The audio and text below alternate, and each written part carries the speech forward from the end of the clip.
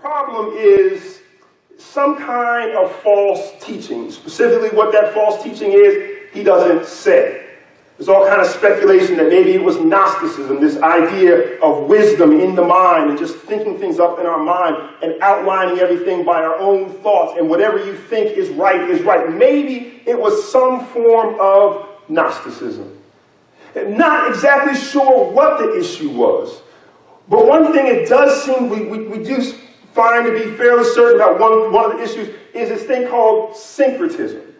And what syncretism is this idea of taking a little bit from this group and a little bit from that group and mixing it all together with our Christian faith. They lived in a valley called the Lycus Valley. The church at Colossus was located in this valley. And down in the valley, there were three groups that lived there. There were those who were of Jewish ancestry. There were those who were of Greek ancestry. There were those that were Christians.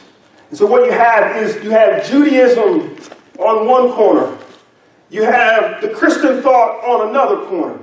And then you have Greek mythology on another corner. And when they would get together, all these things would mix together, and they'd have this kind of Greek, Jewish, and Christian religion all going forth at the same time.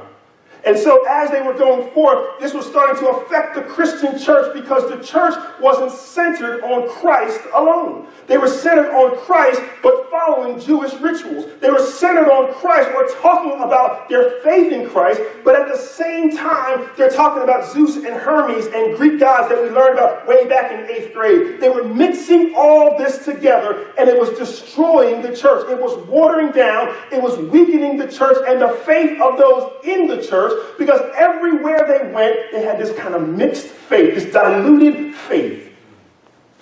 And Paul saw and heard about this heresy. He heard about this teaching. What is also similar to the book of Philippians is that Paul, once again, is in prison. A little bit more certainty as to where he is at this time, in which jail, or where he is. But Paul is in jail at this time. He is under arrest at this time. And he has some extra time, some free time on his hands as a man who's now been arrested to share the gospel to this church. Now, what this text tells us, these first 8 verses, it tells us that Paul never met them, at least not at this point.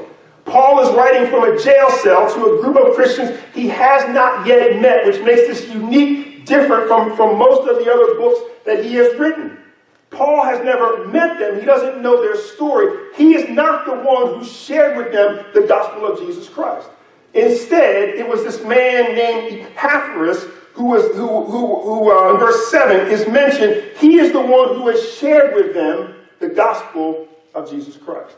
He lived in Ephesus, which is about 100 miles from Colossus.